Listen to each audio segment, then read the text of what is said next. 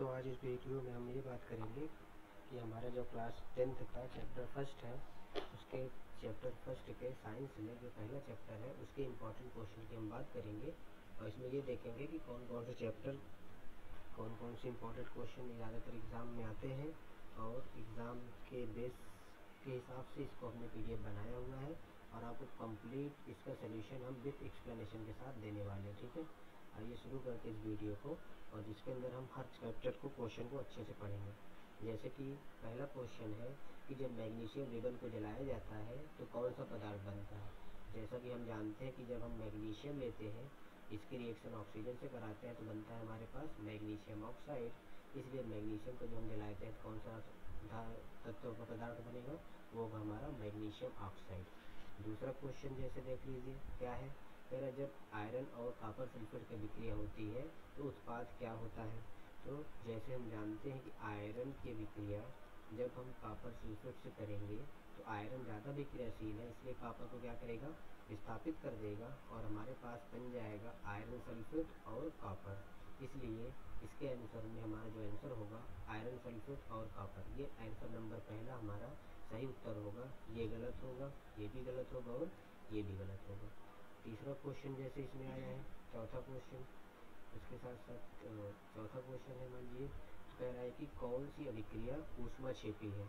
अब जैसा कि हम जानते हैं ऐसी विक्रिया जिसमें दो पदार्थ विक्रिया करते हैं तो एक नया पदार्थ बनता है और उसके साथ साथ क्या होती है, ऊष्मा भी निकलती है, तो ऐसी विक्रिया को ऊष्माक्षेपी विक्रिया कहते हैं। तो जैसे कि सोडियम क्लोराइड घुलना, ये हमारी विक्रिया नहीं होगी क्योंकि अपने आयनों में टूट जाएगा। प्रकाश संश्लेषण तो हमारी ऊष्मा शोषी विक्रिया होती है, इसलिए ये भी नहीं होगा।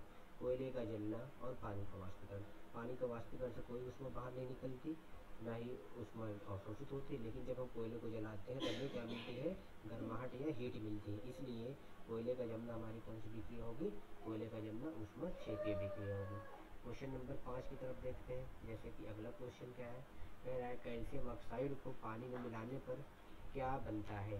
तो अब जैसे कैल्शियम ऑक्साइड की अगर हम जानते हैं, कैल्शियम ऑक्साइड मतलब चूने की विक्रिया अगर हम किससे कराएंगे, पानी से करेंगे तो कैल्शियम हाइड्रोक्साइड बनता है। क्या बनेगा, कैल्शियम हाइड्रोक्साइड, जिसे चूने का पानी कहते हैं। क्या कहते हैं, चूने का पानी। इसलिए हमारे पास बनने वाला जो पदार्थ होगा कैल्शियम ऑक्साइड को पानी मिलाने पर, वो होगा कैल्शियम हाइड्रोक्साइड। कैल्शियम कार्बोनेट भी नहीं होगा, कैल्शियम सल्फेट भी नहीं होगा और कैल्शियम ऑक्साइड भी नहीं होगा। इसलिए इसका पाँचवें का आंसर जो होगा वो होगा कैल्शियम हाइड्रोक्साइड। ठीक है, क्वेश्चन नंबर 6 देख लेते हैं।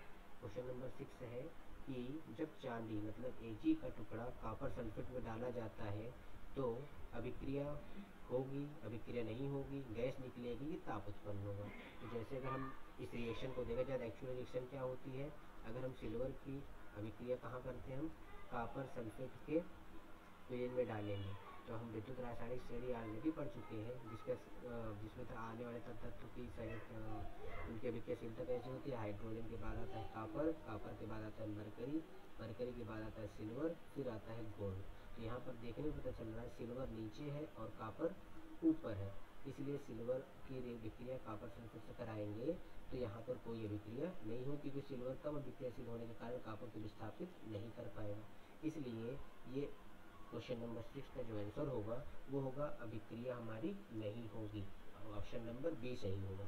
ठीक है, आइए अगला क्वेश्चन पे चलते हैं। जैसे अगला क्वेश्चन है कि लाल भूरे रंग की कोटिंग लोहे पर बनने का कारण है। अब जैसे लाल भूरे रंग को हम क्या कहते हैं, जब लोहे को खुले छोड़ दिया जाता है तो हम जानते हैं उस पर जंग लग जाता है। क्या लग जाता है, जंग लग जाता है। तो ये किसके बनने का कारण है, इसके बनने का कारण देखिए, हम जैसे आयरन को लेते हैं, जल और ऑक्सीजन में हम क्या करते हैं, छोड़ देते हैं, क्या बन जाता है, आयरन का ऑक्साइड बन जाएगा। इसका मतलब आयरन पर क्या हो गई, ऑक्सीजन की वृद्धि हो गई। इसलिए लोहे के भूरे रंग का बनना मतलब कि जंग का लगना, और जंग का लगना कैसी विक्रिया होगी, हमारी ऑक्सीकरण होगी। ठीक है, क्वेश्चन नंबर 7 का आंसर होगा ऑप्शन भी नहीं होगा, जल अपघटन भी नहीं होगा, नाइट्रेशन भी नहीं होगा। ठीक है, आई होप आप लोगों को समझ में आ रहा होगा इन सारे क्वेश्चन का आंसर। अब क्वेश्चन नंबर 8 की तरफ हम बढ़ते हैं। ठीक है, अब इस क्वेश्चन नंबर 8 पे क्या क्वेश्चन आया है, क्वेश्चन पूछ रहा है कौन सी विक्रिया विस्थापन अभिक्रिया है। तो पहले हम समझ लें विस्थापन अभिक्रिया कहते किसे हैं। तो जैसा कि हम जानते हैं कि जब हम एक तत्व की अभिक्रिया किसी दूसरे पदार्थ से कराते हैं, ये क्या करता हो, दूसरे पदार्थ को उसके स्थान से विस्थापित कर देता हो तो ऐसी अभिक्रिया क्या कहते हैं, विस्थापन अभिक्रिया कहते हैं। इसलिए अगर इस अभिक्रिया में देखा जाए ऐसी कौन सी अभिक्रिया दिख रही है जिसमें एक तत्व दूसरे तत्व को उसके स्थान से विस्थापित कर दे रहा है, तो यहाँ पर ये अभिक्रिया हमारी दो अलग अलग पदार्थ है, इसलिए ये होगी नहीं। ये जिंक का टुकड़ा सल्फ्यूरिक अम्ल से हाइड्रोजन को देखिए विस्थापित कर रहा है, इसलिए ये वाली अभिक्रिया हमारी विस्थापन होगी। और ये वाली भी विक्रिया नहीं होगी, और इसमें तो दो पदार्थ मिलकर एक पदार्थ बना रहे, इसलिए ये वाली भी हमारी नहीं होगी। इसलिए कौन सी विक्रिया विस्थापन होगी, वो ऑप्शन नंबर बी हमारा सही होगा। अगले क्वेश्चन में देख लेते हैं। अगला क्वेश्चन है कि प्रकाश संश्लेषण किस प्रकार की अभिक्रिया है।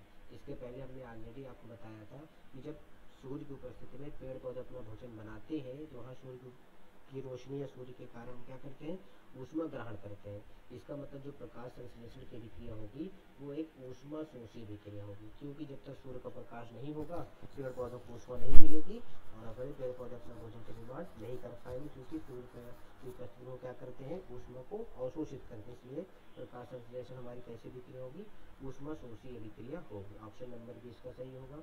क्वेश्चन नंबर 11 देख लेते हैं क्या है क्वेश्चन। क्वेश्चन है जिंक प्लस कॉपर सल्फेट, फिर बदल के क्या बनना है, जिंक सल्फेट प्लस कॉपर, यह किस प्रकार की विक्रिया है। तो इसके पहले वाले क्वेश्चन हमने देखा था, जैसे जिंक की विक्रिया सल्फ्यूरिक अम्ल से होने पर जिंक सल्फेट बना था, हाइड्रोजन गैस बाहर गई थी, वैसे यहाँ पर भी जिंक क्या कर रहा है, जिंक कॉपर को उसके स्थान से विस्थापित कर दे रहा है।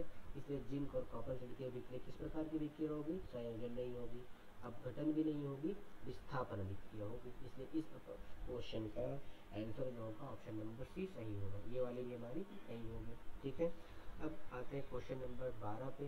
क्वेश्चन नंबर 12 जो है क्या है हमारे पास, कह रहा है जब AgCl मतलब सिल्वर क्लोराइड को सूर्य के प्रकाश में रखा जाता है तो क्या होता है। कि जैसा हमने अपने एनसीईआरटी चैप्टर में पढ़ा था कि अगर हम AgCl मतलब सिल्वर क्लोराइड को सूर्य की उपस्थिति में रखते हैं तो इसका रंग बदल जाता है, ये धूसर रंग का हो जाता है। क्या बनता है हमारे पास, Ag अलग हो जाता है और क्लोरीन गैस बाहर चली जाती है। ठीक है, और इस अभिक्रिया का भी उपयोग हम कहाँ करते हैं, श्वेत शाम फोटोग्राफी में करते हैं। ठीक है, इसलिए क्वेश्चन का आंसर कौन सा होगा हमारे पास, कि जब सूर्य को प्रकाश में रखा जाएगा क्या होता है, तो कोई परिवर्तन नहीं होगा, ये गलत होगा, यह Ag और Cl में टूट जाएगा। इसलिए ऑप्शन नंबर बी हमारा सही होगा, ये भी गलत होगा और ये वाला भी गलत होगा। ठीक है, अगले क्वेश्चन की तरफ बढ़ते हैं। Question number 13।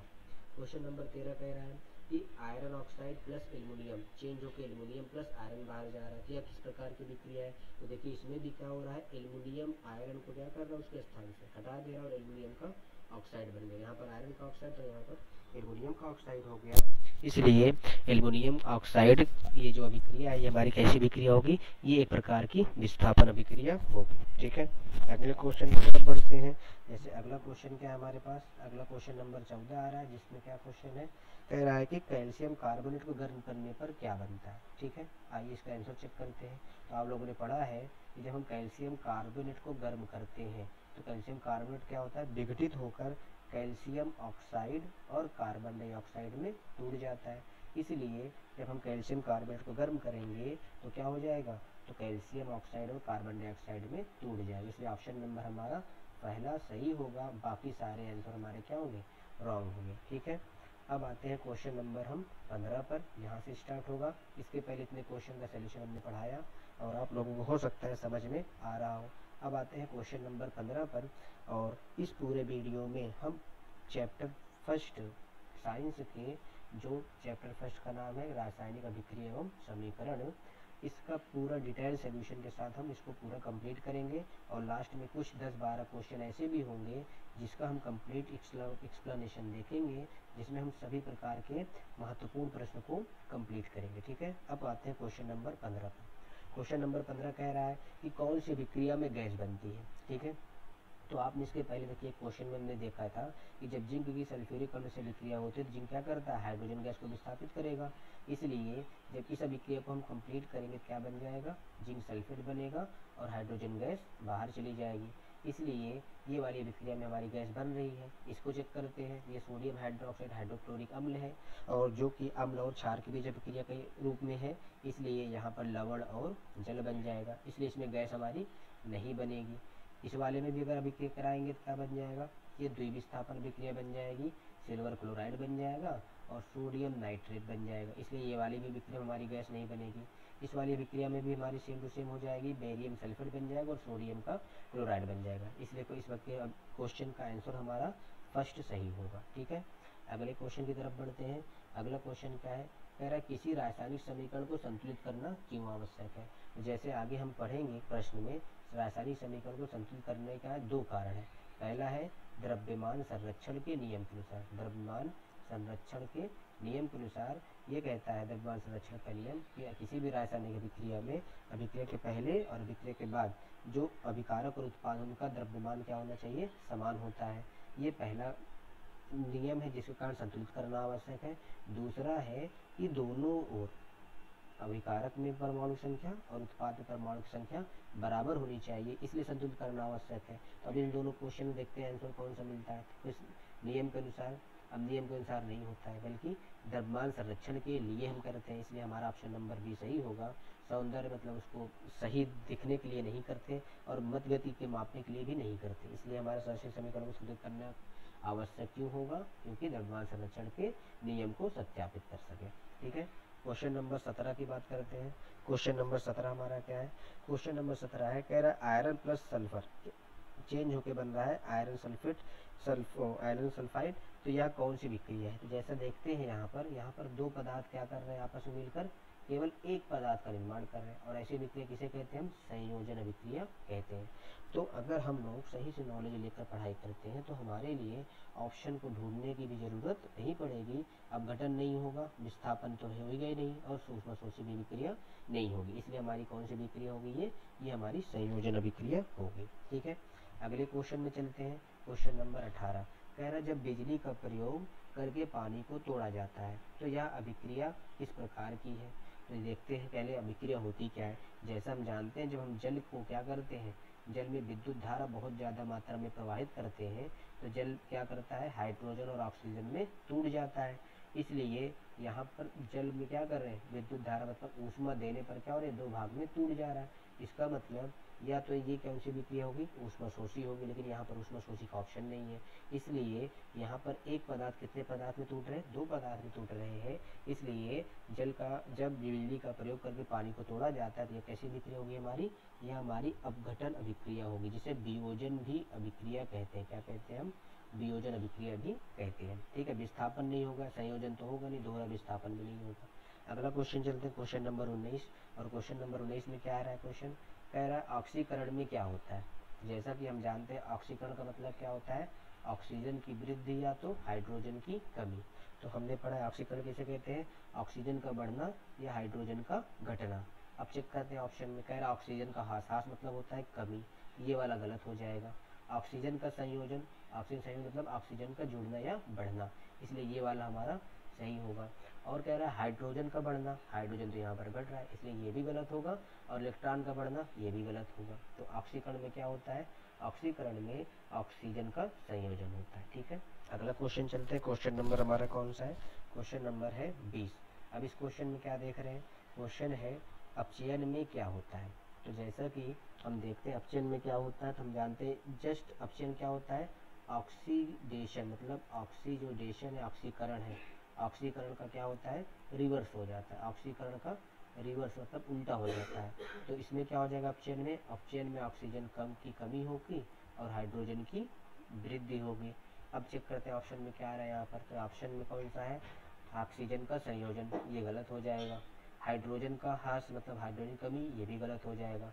ऑक्सीजन का ह्रास मतलब ऑक्सीजन कमी, ये वाला सही होगा और ये वाला हमारा गलत हो जाएगा। ठीक है, अब क्वेश्चन नंबर 20 पे चलते हैं। क्वेश्चन नंबर 20 तो हो गया हमारा, 21 पे चलते हैं। क्वेश्चन नंबर 21 क्या है, क्वेश्चन नंबर 21 या 21 जो है, ये क्या क्वेश्चन कह रहा है, कौन सी अभिक्रिया पुनरावृत्ति नहीं होती। पुनरावृत्ति मतलब जो रिवर्सिबल नहीं होती। जैसे हम जानते हैं रिएक्शन हमारी दो टाइप की होती है, एक होती है रिवर्सिबल, रिवर्सिबल मतलब आगे की तरफ भी जाती है और पीछे की तरफ जाती है। दूसरा क्या होता है इरिवर्सिबल, इरिवर्सिबल कौन सी होगी, जो केवल एक साइड ही जाती है। तो इसमें कौन सा क्वेश्चन में बोल रहा है, इसमें बोल रहा है कौन सी विक्रिया पुनरावृत्ति नहीं होती, मतलब एक साइड ही रहती है, दो साइड नहीं होगी। तो जल का निर्माण तो ये तो हमारा नहीं होगा। अमोनिया का निर्माण, ये भी जल का निर्माण, देखिए क्या होता है H2 और O2 मिलकर क्या बनते हैं, H2O बनता तो है लेकिन इसका उल्टा भी हो जाता है, इसलिए ये वाला नहीं होगा। अमोनियम क्या होता है, नाइट्रोजन और हाइड्रोजन मिलकर अमोनिया बनाते हैं, इसमें भी रिएक्शन अपोजिट भी होती है, ये वाला भी नहीं होगा। नाइट्रोजन और हाइड्रोजन अभिक्रिया और नाइट्रोजन हाइड्रोजन की अभिक्रिया अमोनिया बन ही रहा है, इसलिए ये भी नहीं होगा। लेकिन पानी का वाष्पीकरण, तो पानी का वाष्पीकरण भी क्या हो जाता है हमारा, दोबारा से फिर पानी से भाप बनता है और पानी से भाप से फिर पानी बन जाता है, इसलिए ये भी रिवर्सिबल होगी। लेकिन नाइट्रोजन और हाइड्रोजन अभिक्रिया करेगा तो ये हमारी रिएक्शन रिवर्सिबल नहीं होगी, ठीक है। तो याद रखना, जब ऐसी विक्रिया जो दोनों ओर होती है उसे क्या बोलते हैं, पुनरावर्ती बोलते हैं। जो एक ही ओर होती है उसे क्या बोलते हैं, उसे हम पुनरावृत्ति नहीं बोलते, मतलब रिवर्सिबल अभिक्रिया बोलते हैं, जिसको हिंदी में उत्क्रमणीय और अनुत्क्रमणीय कहा जाता है। तो इसलिए अनुक्रमणीय अभिक्रिया कौन सी होगी, नाइट्रोजन और हाइड्रोजन की अभिक्रिया। अमोनिया का निर्माण तो हमारा नहीं होगा, ठीक है। क्वेश्चन नंबर 22 पे चलते हैं। क्वेश्चन नंबर 22 है हमारे पास, काले तांबे के बर्तन पर हरा परत बनाती है क्यों। अब यह क्यों बनाती है कि जैसे काला तांबे के बर्तन पर हरा परत बनता है, तो क्यों, क्योंकि जब हम कॉपर को लेते हैं इसको नमी और वायु की उपस्थिति में छोड़ देते हैं, इसके क्या होता है, इसके ऊपर कॉपर की ऑक्साइड की क्या होती है, लेयर चढ़ जाती है, मतलब इसका ऑक्सीकरण हो जाता है और जिससे कि वो का कलर बनता है, हरे रंग का बनता है।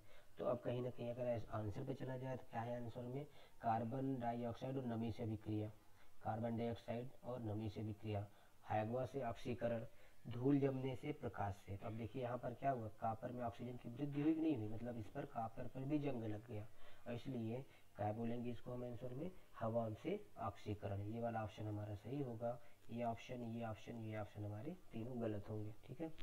अगला क्वेश्चन है क्वेश्चन नंबर 23। इसमें आया है मीथेन प्लस ऑक्सीजन चेंज होकर बन रहा है कार्बन डाइऑक्साइड प्लस जल प्लस ऊर्जा।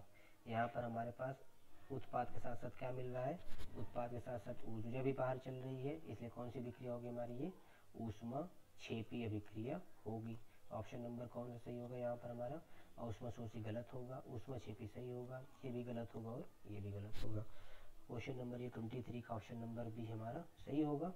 अगले क्वेश्चन की तरफ हम चलते हैं। अगला क्वेश्चन हमारा 24 कह रहा है कि हाइड्रोजन प्लस क्लोरीन HCl यह किस प्रकार की अभिक्रिया है। तो जैसा कि हम देख रहे हैं हाइड्रोजन और क्लोरीन मिलकर क्या बना रहे हैं, HCl, मतलब दो पदार्थ मिलकर क्या कर रहे हैं, एक पदार्थ बना रहे हैं, इसलिए क्या कैसी अभिक्रिया होगी, ये हमारी संयोजन अभिक्रिया होगी। तो इसलिए हमारा ऑप्शन नंबर कौन सा होगा, पहला होगा। अपघटन तो होगा नहीं क्योंकि इसमें दो पदार्थ बनते हैं, टूट जाते हैं। विस्थापन भी नहीं होगा, दोहरा विस्थापन भी नहीं होगा। कि आप, अगर हम ये कहना चाहते हैं, अगर आप अपनी नॉलेज को अच्छा रखते हैं तो आपको ऑप्शन को भी ढूंढने में टाइम नहीं लगेगा और आप अच्छे से नॉलेज से पढ़ सकते हो, ठीक है। अब आते हैं अगला क्वेश्चन नंबर 25 में क्या मिला है, कह रहा निम्नलिखित में से कौन सा अपघटन अभिक्रिया का उदाहरण है। तो जैसे इसके पहले हमने बताया अपघटन को, देखिए यहाँ पर बताया ना वियोजन, जिसमें एक पदार्थ दो पदार्थों में टूटते हैं, इसलिए यहाँ पर भी देखिए क्या पूछ रहा है, अपघटन अभिक्रिया का उदाहरण है। अपघटन मतलब जिसमें एक से ज्यादा पदार्थ एक पार्ट में टूट रहे हो। तो चेक करो, यहाँ पर एक पदार्थ दो पदार्थ में टूट रहा है, इसमें दो पदार्थ जुड़ रहे हैं, इसलिए ये वाला नहीं होगा, ये वाला हमारा होगा। ये भी नहीं होगी, इसमें संयोजन हो रहा है, ये हमारा दो पदार्थ मिलकर दो पदार्थ बना, इसलिए ये वाला भी हमारी विक्रिया नहीं होगी, इसलिए 25 क्वेश्चन हमारे सही होंगे। ये 25 क्वेश्चन का हमने वीडियो बनाया है, अगले वीडियो में फिर से हम 25 क्वेश्चन का डिटेल सोल्यूशन हम देखेंगे इसके आगे, ठीक है। Okay, thank you.